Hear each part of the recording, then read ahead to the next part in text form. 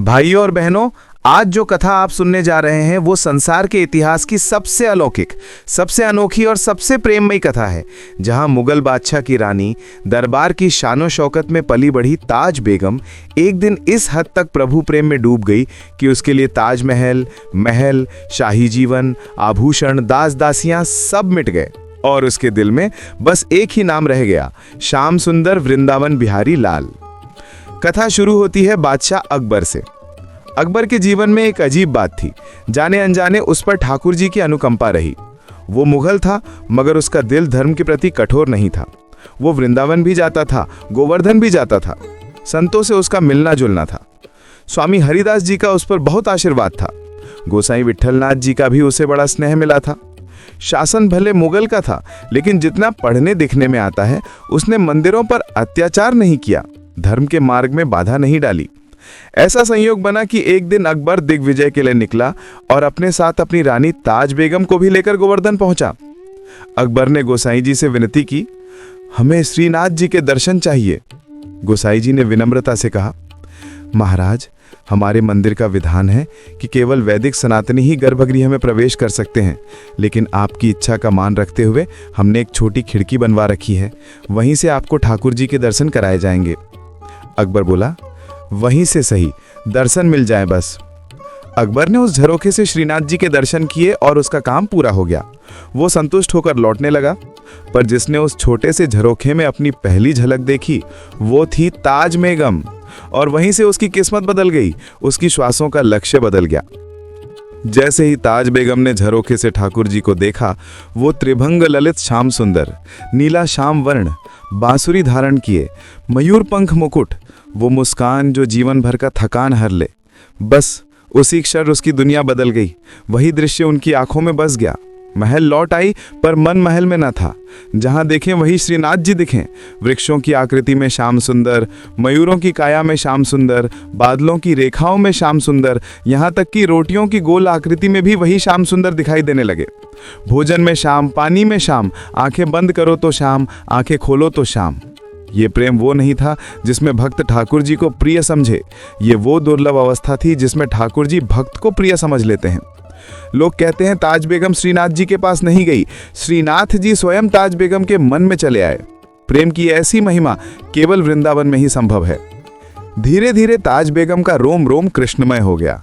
शरीर में ज्वर बुखार चढ़ गया, ऐसा बुखार कि वैद्य, हकीम, चिकित्सक सब हार गए।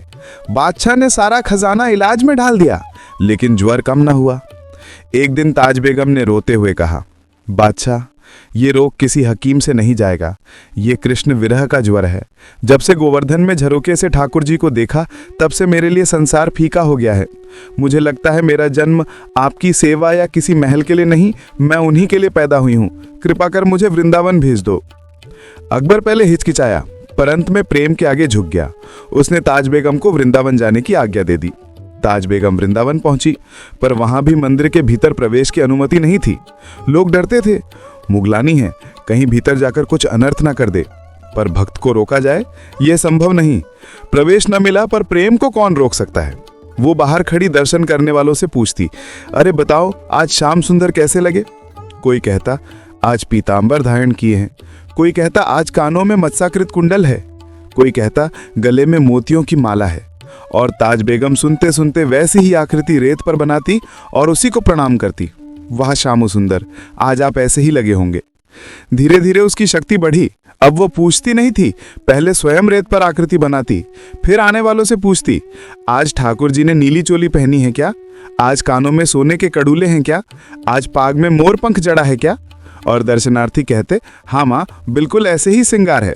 ताज बेगम नाच उठती, जय हो मेरे लाल। अब उसे मंदिर जाने की आवश्यकता ही न रही। आंखें बंद करती और ठाकुर जी के प्रत्यक्ष दर्शन। ऐसा प्रेम, ऐसा समर्पण, ऐसा विश्वास दुनिया में दुर्लभ है। समय बीतता गया, वृंदावन ने ताज बेगम को पूरी तरह अपना लिया और ताज बेगम ने स्वयं को ठाकुर जी के चरणों में खो दिया। फिर आया होली का दिन।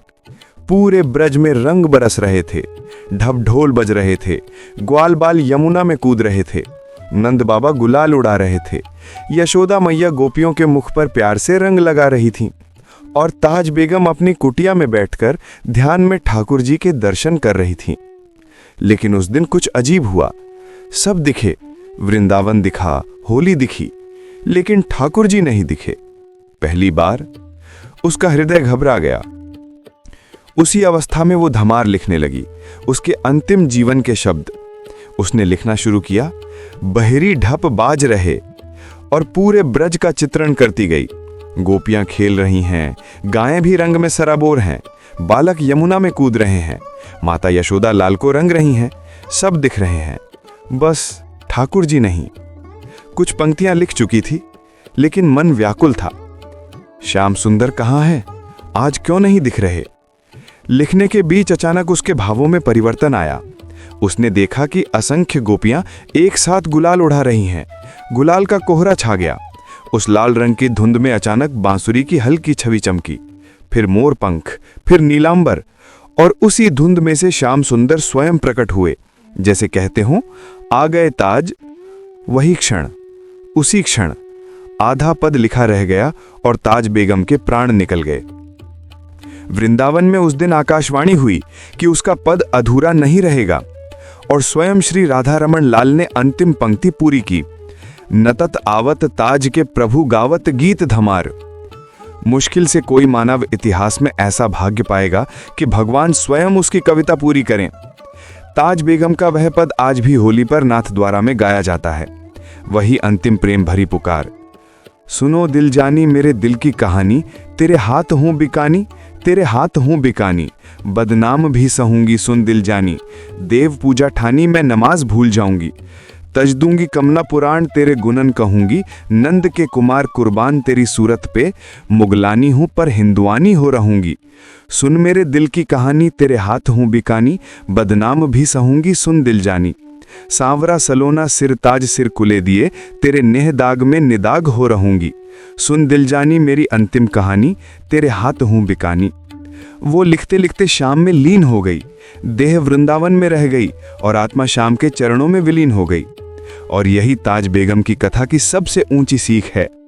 भक्त बनने से पहले हमें ये नहीं सोचना चाहिए कि हम योग्य हैं या नहीं, अच्छा कुल है या नहीं, कभी का व्यवहार कैसा था। प्रेम में पात्रता नहीं देखी जाती। ताज बेगम ठाकुर जी को पाने नहीं गई थी, ठाकुर जी ताज बेगम को अपने में समाकर ले गए। कथा हम इसलिए सुनते हैं ताकि एक दिन जब हम आंखें बंद करें तो दुनिया न दिखे, केवल श्याम सुंदर दिखें, और हमारी श्वासों से उनकी मुस्कान झलके और हमें देखकर ठाकुर जी रीझ जाएं। यही भगवत प्रीति है, यही प्रेम का अंतिम स्वरूप है, यही ताज बेगम की अलौकिक कथा है।